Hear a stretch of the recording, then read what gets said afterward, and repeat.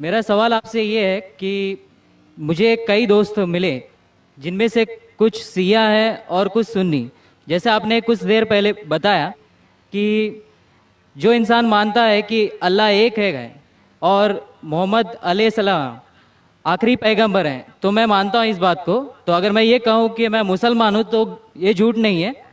لیکن مسلمان بننے کے بعد ایک نماز پڑھنا بہت ضروری ہوتا ہے اور کچھ طریقے ہیں جو دونوں ہی دوستوں نے مجھے بتائے لیکن ان کے طریقے الگ الگ ہیں. تو مجھے یہ سمجھ میں نہیں آیا کہ کس کا طریقہ میں اپناؤں کیونکہ دونوں ہی اپنے طریقوں کو صحیح سمجھتے ہیں. بھائی صاحب نے سوال کیا کہ اگر اللہ ایک ہے اس میں ماننا ہے اور محمد صلی اللہ علیہ وسلم پیغمبر ہے تو میں مانتا ہوں تو اس طریقے سے مسلمان ہوں میں.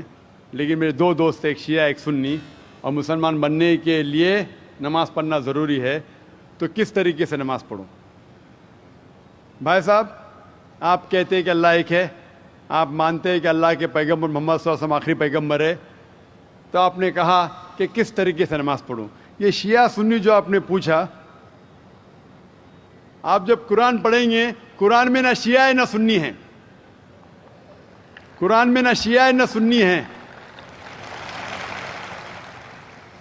قرآن شریف میں کہا گیا ہے سورہ عمران میں سورہ نمبر 3 آیت نمبر 103 میں وَاعْتَصِمُوا بِحَبْلِ اللَّهِ جَمِيعًا وَلَا تَفَرَّقُوا, کہ آپ آپس میں اکٹھا ہو کے اللہ کی رسی کو مضبوطی سے پکڑو. اللہ کی رسی ہے قرآن اور صحیح حدیث. تو آپ دیکھیں قرآن میں کیا لکھا ہے اور اللہ کے رسول کے صحیح حدیث میں کیا لکھا ہے.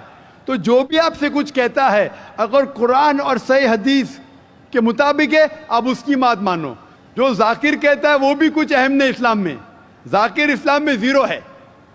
جو ذاکر کہتا ہے وہ بات ماننا ضروری نہیں, لیکن جب میں قرآن کا حوالہ دیا تو آپ کو قرآن کی بات ماننا فرض ہے.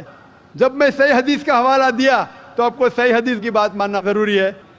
تو اسی لیے کوئی بھی شخص کچھ کہتا ہے اگر اختلاف ہے اس میں تو پھر سے رجوع ہو جاؤ قرآن اور حدیث کے پاس, کیونکہ قرآن میں لکھا ہے سورہ نساء میں سورہ نمبر 4 آیت نمبر 59 میں ورس نمبر 59 میں اطیعوا اللہ واطیعوا الرسول, اللہ کی اطاعت کرو, اللہ کی بات مانو اور اللہ کے رسول کی بات مانو. اور وہ لوگ those who have been charged with authority, جو اولو الامر ہے, وہ لوگ جو آپ کے امیر ہے. لیکن اگر ان میں اختلاف ہے پھر سے رجوع ہو قرآن و حدیث کے پاس, اللہ اور اللہ کے رسول کے پاس. تو اگر دو شخص دو عالم کوئی بھی اگر اختلاف ہے آپ پھر سے مڑو اللہ اور اللہ کے رسول کے پاس, قرآن اور صحیح حدیث کے پاس. پھر دیکھو کہ کون سا دوست, کون سا مسلم, کون سا عالم, کون سا مولانا قرآن اور صحیح حدیث کے مطابق کہہ رہا ہے. آپ سمجھے؟ تو اس سے پتہ چلے گا کہ کیا صحیح ہے. آپ بولتے ہیں کہ نماز پڑھنے کے طریقے میں اختلاف ہے, شروع میں کم از کم جو یکساں ہے وہ تو شروع کرو. اختلاف بہت تھوڑا ہے, نماز کے طریقے میں اختلاف بہت تھوڑا ہے, جو یکساں ہے وہ تو شروع کرو.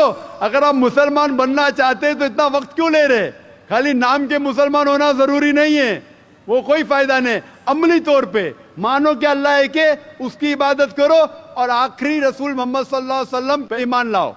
اور اس کے بعد پھر تحقیق کرو آپ کے دو دوست لوگ جو بول رہے قرآن سے کون میچ کرتا ہے, صحیح حدیث سے کون میچ کرتا ہے. کیونکہ اللہ کے رسول فرماتے صحیح بخاری کی حدیث ہے اس طریقے سے نماز پڑھو جس طریقے سے آپ نے مجھے دیکھا. تو جو صحیح حدیث سے ثابت ہے قرآن اور صحیح حدیث سے اس طریقے سے نماز پڑھو.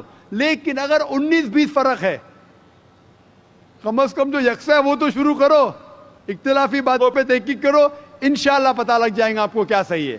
تو انشاءاللہ ابھی آپ صرف نام کے مسلمان مت نہ ہو, عملی طور کے اوپر مانو کہ اللہ ایک ہے اور اللہ کے رسول محمد صلی اللہ علیہ وسلم آخری پیغمبر ہے. Hope that answers the question. Thank you, sir.